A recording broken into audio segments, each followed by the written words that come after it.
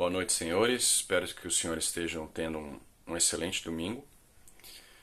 E eu queria continuar conversando com os senhores sobre a questão da bioética.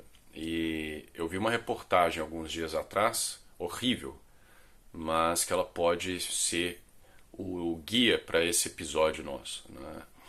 Eu estava lendo uma reportagem e eu achei no começo, quando eu comecei a ler, que se tratava de um país sem nenhum tipo de direito humano, como a China, por exemplo. Então eu fiquei muito aterrorizado quando eu percebi que se tratava dos Estados Unidos, né, na Califórnia, se não me engano.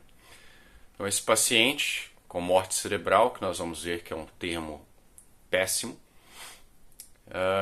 a esposa autorizou que os médicos experimentassem com o paciente. Então eles modificaram os rins de um porco geneticamente para que fosse cabível de transplante em seres humanos e operaram no paciente com morte cerebral e substituíram os rins dele pelo rim de porco modificado geneticamente.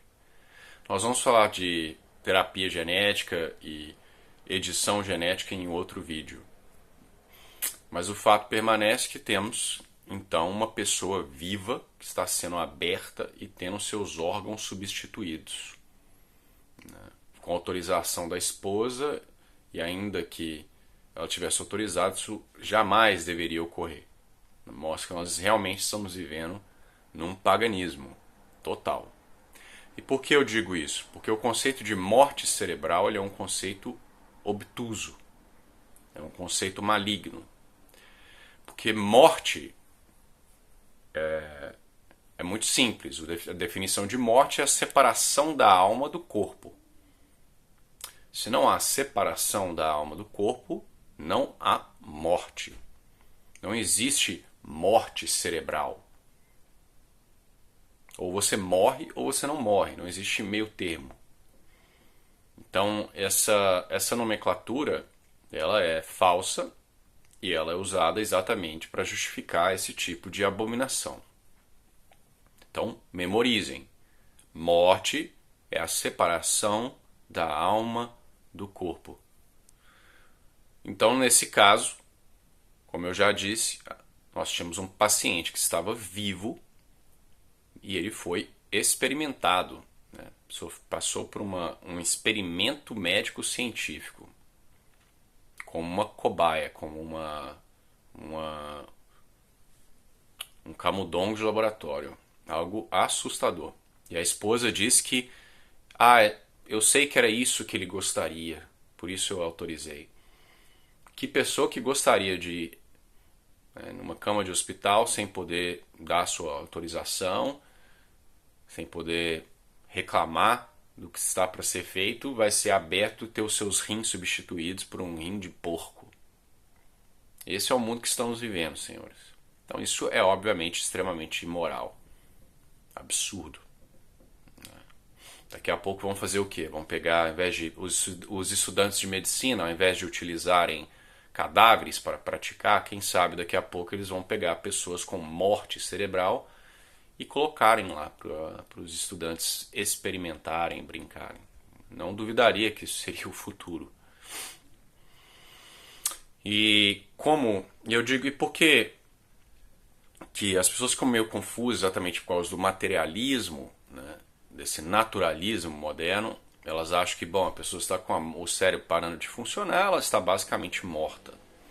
Não.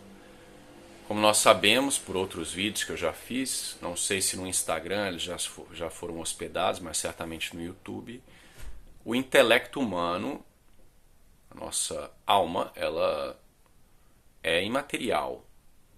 Tanto que quando morrermos, nós ainda não teremos o corpo, segundo a doutrina católica. Apenas a nossa alma irá ao céu para o julgamento particular. Será no julgamento final em que, com a ressurreição dos mortos, que o nosso corpo e a nossa alma serão unidos.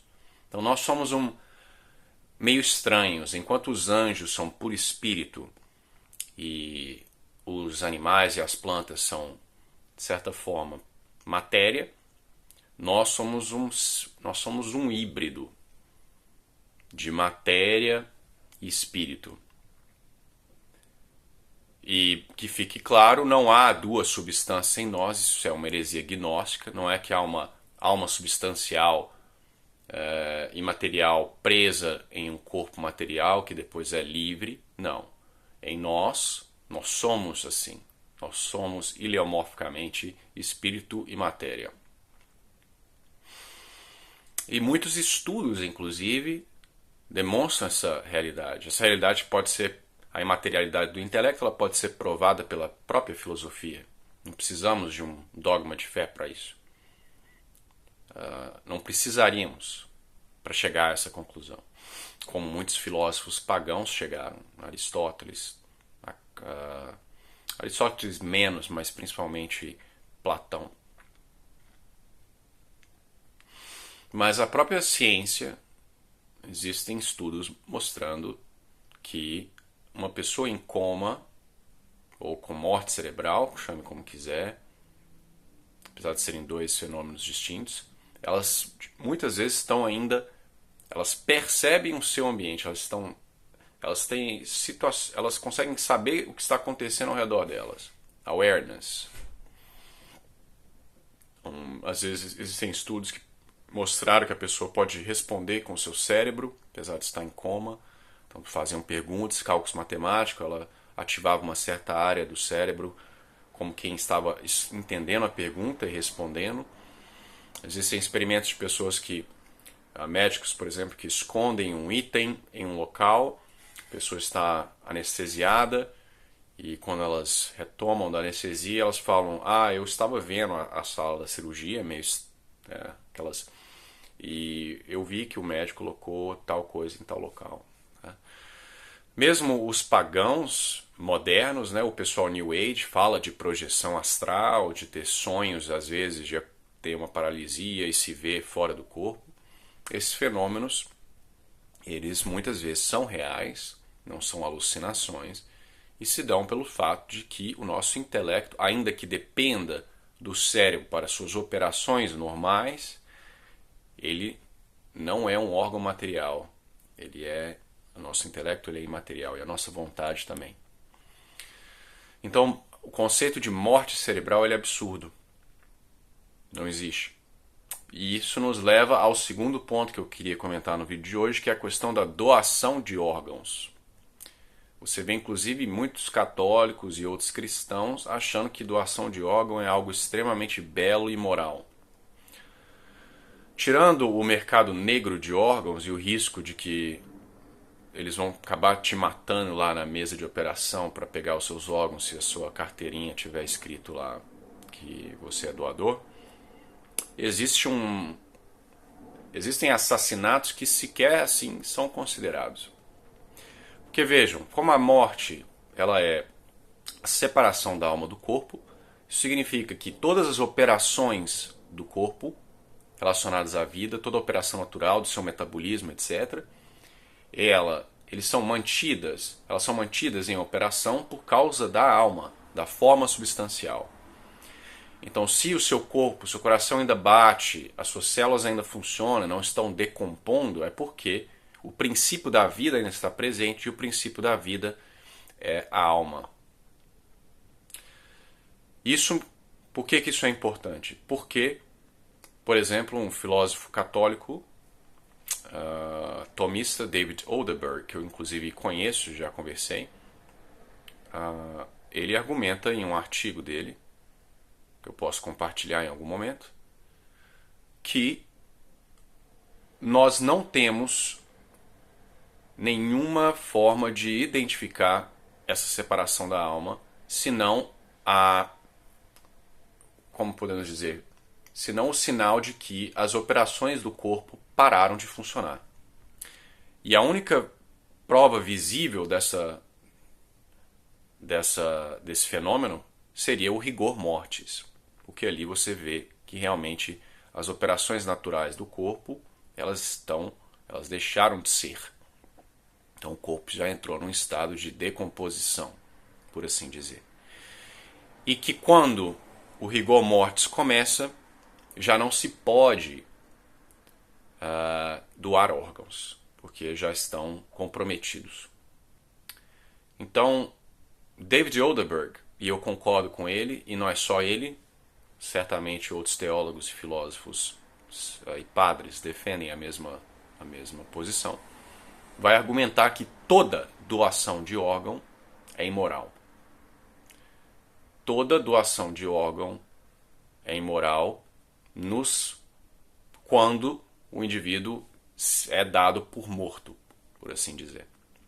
Porque veja que na vasta maioria dos casos essas doações ocorrem com exatamente nesses casos. Ele tem morte cerebral, ele tem algum tipo, está lá paralisado na cama, e se abre a pessoa e se tira os órgãos. Isso é assassinato. Ou no mínimo há um risco de assassinato. E por prudência não devemos fazê-lo. Porque nós não temos capacidade de medir esse abandono da alma do corpo. Nós não podemos, nesse instante em que ocorre, talvez ainda fosse possível operar, né, tirar os órgãos e eles ainda estarem em um estado bom para se utilizar. Mas como não podemos medir, e o sinal externo é o rigor mortis, então Oldenburg e outros vão argumentar que a prudência nos pede para jamais retirar os órgãos de uma pessoa, porque você pode estar a matando. Rômulo, quer dizer então que toda doação de órgão, mesmo quando o indivíduo ainda está vivo e dá consentimento, é imoral? Não. Se o indivíduo está vivo e ele vai doar, por exemplo, um rim, neste caso, por exemplo, um pai que vai salvar um filho que está tendo uma insuficiência renal, alguma coisa, neste caso não é imoral. Porque ainda que esteja ocorrendo uma mutilação e o indivíduo esteja certamente danificando o seu próprio corpo, neste caso é para um bem maior, que é para salvar o filho. E a pessoa vai permanecer viva, porque nós temos 2 rins. Se o indivíduo só tivesse um rim, porque já doou outro, e ele fosse doar o rim para alguém e morresse no processo, isso não poderia ser feito. Mas no caso do rim, ou da medula, alguma coisa que não vai lhe tirar a vida, esse tipo de doação, sim, ele pode ser feito. Porém, a grande parte das doações de órgãos são feitas da forma que nós descrevemos anteriormente. Então isso pode parecer um choque para os senhores, porque eu tenho certeza que pelo menos alguns dos senhores achavam que era um ato de caridade doar os órgãos, mas eu sinto dizer que na verdade não. Você pode estar defendendo, sem saber, o assassinato de pessoas. Em muitos casos isso é feito propositalmente. O indivíduo ainda está claramente vivo e os seus órgãos são removidos para o tráfico negro de órgãos. Então é isso que eu queria abordar nesse curto vídeo. A questão da morte cerebral, que é um absurdo de definição, errôneo, e que a doação de órgãos, na vasta maioria dos casos, é um ato imoral, inclusive de assassinato. Então durmam com essa nesse domingo. E nós continuaremos aí com tópicos bem complicados. Não sei quanto tempo que essa série vai durar. Vai durar enquanto eu tiver tópicos para discutir. Infelizmente, o Instagram só me permite colocar vídeo de 15 minutos, se for gravado diretamente do celular. Então eu tenho que fazer os vídeos ficarem um pouco mais curtos. Senão eu poderia estender e fazer um vídeo de 1 hora. Que pode ser feito também. Poderia fazer no computador e hospedar no desktop do Instagram. Eu acho que ele às vezes aceita. Mas enfim, por hoje ficamos só com esses 15 minutinhos aí. E tenham uma excelente noite e um excelente domingo. Fiquem com Deus.